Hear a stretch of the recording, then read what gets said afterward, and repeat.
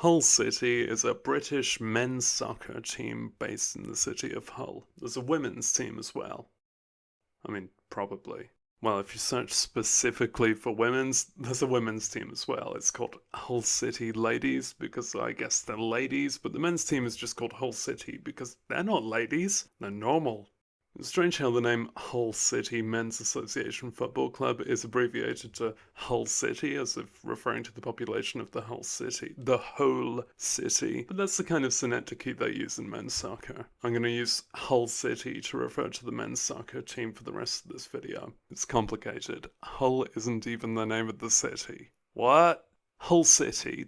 The team. Hull City runs the website hullcitytigers.com. Actually, you specifically have to put the 3 W's in. Without that, you get an entirely blank page. I know it looks like they're actually called the Hull City Tigers. British sports teams tend to have very famous, though not quite official, nicknames. It's not quite the same as, like, Detroit Lions, who are simply called that ever since they moved from Ohio. What? There's a ridiculous history to the name Hull City Tigers. The nickname's been around for over a century because of the colours they wear. They've owned this domain for 20 years, and the owner wants to officially change their lousy name to have tigers in it. Some fans were happy with it, others declared "City till we die," and the owner said they can die whenever they want.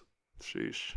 He's 81. I suggest whichever name most disambiguates the reference to a specific men's soccer team. It must be awkward to be a City fan when you're up against another team called City. You wouldn't know who to punch.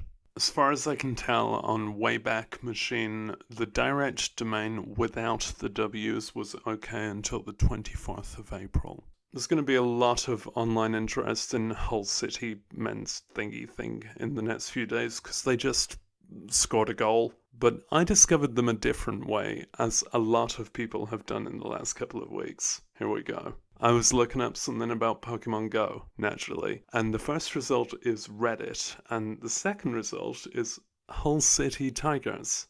If you follow the link, whiteout. If you populate the W's, 404, which is a formation you use after your midfielders got sent off. Come on, spot joke. But if you look at Google's cache of this page from mid-April, or even if you don't, it's just text scraped from Reddit, hot linking the image, with these worrying links at the top. I'm not clicking any of these, but the destination URLs include Homestuck Cascade Explained. Exactly the kind of thing that tedious people would have Googled a decade ago. This is classic malevolent internet content, adding popular but unrelated search terms to the behind-the-scenes content of your site, and it's a similar tactic that brought me here via Pokemon Go. It sure got me talking about Hull City Men's Association Football Club, along with many others, it seems. I found a few Reddit posts pointing out this behavior, and some tweets about American politics idly linking to the blank Hull backup result when the content they meant was the Reddit thread.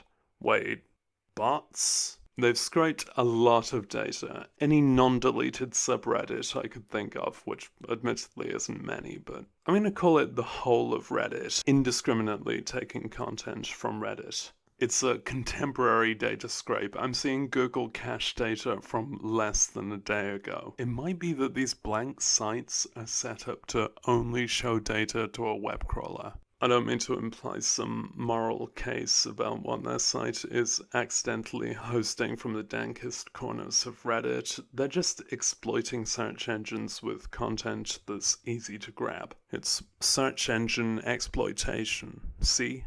And they're very good at it. I just looked up what the worst subreddits are to see if they've been mirrored, and Hull City Tigers is second in the results of that very search. Above Reddit. It can be in first place. This is a generic Google search, and both top results are Hull City Tigers. I don't live in Hull. This isn't tailored for me. I found websites other than Hull City Tigers doing the very same thing, where their cache has a Reddit scrape with those dodgy links at the top and the live site is blank. Some of these sites have been linked from official sources, like this abortion rights campaign and what I'm guessing is an Indian medical thing, but other than Hull's, these seem to be abandoned domains that have since been ransacked into clickbait, like squatting on an abandoned place because it still feasibly has incoming traffic and that brings in money.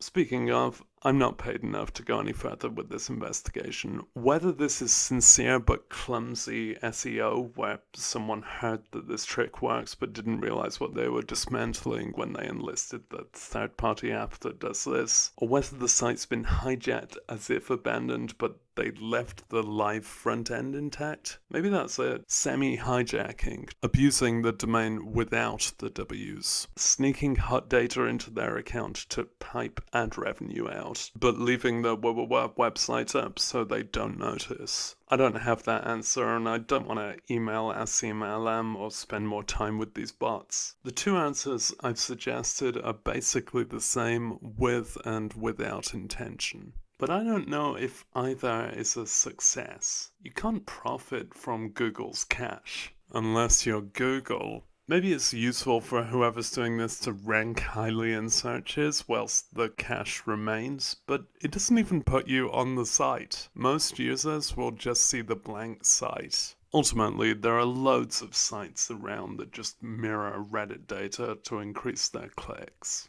But only one of them just tweeted this image opposing immoral internet operations.